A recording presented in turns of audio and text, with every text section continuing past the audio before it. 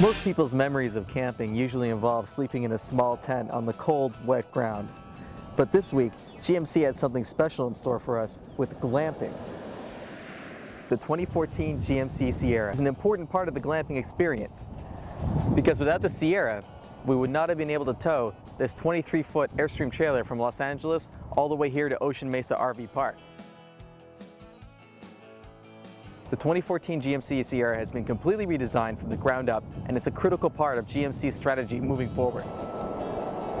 GMC has made some nice styling updates to the 2014 Sierra. What you'll notice right away is just how buff and muscular the truck looks, thanks to all the ridges, hard angles, and flares along the fenders, the hood, even the larger grille, which is reminiscent of several styling cues from GMC's past pickup truck efforts. Overall, it's a look that says work truck and classy at the same time, which is a nice combination for buyers who need a daily driver that they can also take to the job site. Under the hood, there are a lot of improvements too. We've got the 4.3-liter V6, the 5.3-liter V8, and the 6.2-liter V8. All of which sound very familiar to GMC fans. In reality, these engines have been dramatically redesigned with variable valve timing, direct fuel injection, and cylinder deactivation technology, even on the V6, contributing to what GMC calls best-in-class fuel economy for the 6-cylinder and the 5.3-liter V8. Another thing that would be familiar to fans of the GMC Sierra is the Z71 off-road package, which makes another appearance for 2014. The Z71 package upgrades the vehicle's suspension and gives it a lot more capability when it comes time to take care of the rough stuff. GMC has also made some practical changes to the 2014 Sierra's styling. You'll notice that the back bumper has an integrated step that makes it much easier to climb up inside and get at your cargo. There's one on each side of the bumper, and that's not all. There's also this slow-release tailgate, which will eliminate banging and other unpleasantness when you're accessing your cargo. Plus, inside the box are a series of lights that will illuminate the cargo area from all angles, making it easier to check on your load when darkness falls. Let's go take it for a spin.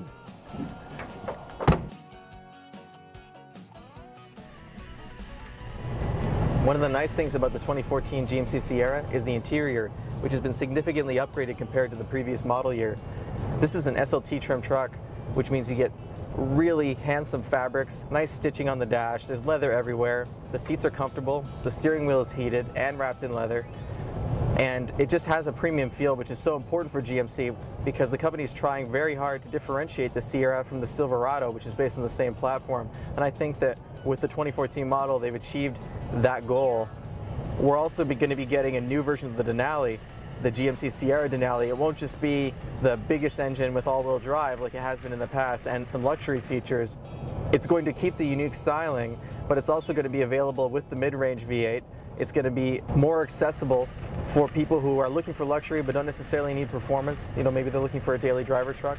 So GMC is hoping to get more sales as a result of broadening the Denali range. One of the only things that I find a bit overwhelming about the truck is there's actually 6 gauges on the dash. When you first step in and take a quick look at your dash, you've got the speedometer, the tachometer, and then you have this array of gauges. I know it's unusual for an automotive journalist to complain about too many gauges in a vehicle, and I'm not necessarily complaining, but I am saying that there are quite a few, and it's a little bit much to process all at once. The one thing that I do like a lot about the dash is the LCD screen that's directly in front of the driver, and that's linked to the MyLink system, GMC MyLink. It incorporates your Bluetooth for your mobile phone, your infotainment, and your navigation. So it's all in one touchscreen interface with a few hard buttons underneath that make it much easier to use. It's fairly intuitive. There are a few things about it that take some getting used to, but it's a good effort. Compared to some other premium brands and much more expensive automobiles, MyLink is a clear winner. It's just easy to use, and that's something that is not often associated with these types of interfaces. The thing I like the most about MyLink is that the screen directly in front of the driver is controlled using buttons on the steering wheel. Now, you might have heard of another system that uses steering wheel mounted buttons called My Ford Touch. Unfortunately, My Ford Touch buttons, the way they're angled, is just extremely difficult to use. I'm constantly making errors on the menus, and it's, to me, the biggest detriment to that system. GMC has stepped up and just given me a flat rubber controller, up, down, left, right, and I have absolutely no problem using the system. And that's something that really impresses me, and it's a straightforward approach that more automakers should adopt. Something else that I like about the GMC Sierra is the way it drives. I mean, it's still obviously a truck, it's not a sports car, but it has an almost sedan-like ride on the highway just in terms of comfort. And I had the chance to take it on some twistier roads earlier today, and it handled the curbs with absolutely no problem. The new frame is fully boxed. It's still strong. I mean, GM is claiming best-in-class towing, 11,500 pounds for the top-tier truck, and it's nicely contrasted, that level of capability, with an interior that's this refined, a ride that's this comfortable, and honestly, the passenger compartment is huge. Not only do you have enormous amounts of storage, this center console, you can probably fit a couple of encyclopedias in there. Not only that, but the cup holder lifts completely out. There's another bin here, there's a bin here, there's a place to hold cell phones and other documents here, keep everything organized. So for someone who's working on a job site, that's extremely convenient. But when it's time to go home at the end of the day, do you want to take someone out for dinner, there's 3 seats in the rear, tons of passenger space, legroom, shoulder room is excellent, and you have the comfort that no one's going to be complaining that they're riding around in a pickup truck. And that's something else that's important for GMC's image, and something else that sets them apart from the Silverado, just that overall level of refinement. As part of our glamping experience, GMC had us tow those Airstream trailers that we saw earlier from LA to Santa Barbara. Those trailers weigh about 5,000 pounds and they're over 20 feet long. And during the entire drive, the truck had no problems whatsoever with the hauling. It's well within the parameters of this 5.3 liter pickup. We have an electronic stability control system, which has an anti-trailer sway control. We have trailer brakes that we can modulate from inside the cabin. And we put the trailer through a bunch of tests with the trailer attached to the truck. We zigzagged, we did panic stops, we did emergency lane changes, and the truck came out according to spec each and every time.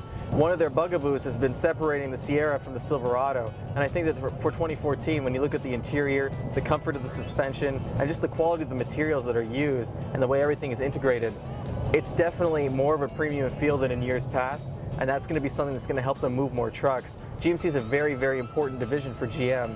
This truck stays comfortable even when you're towing, so if you have a big boat, if you have a trailer of your own for camping, or for hauling your race car around, the Sierra can get the job done and leave you feeling fresh as a daisy at the end of the day.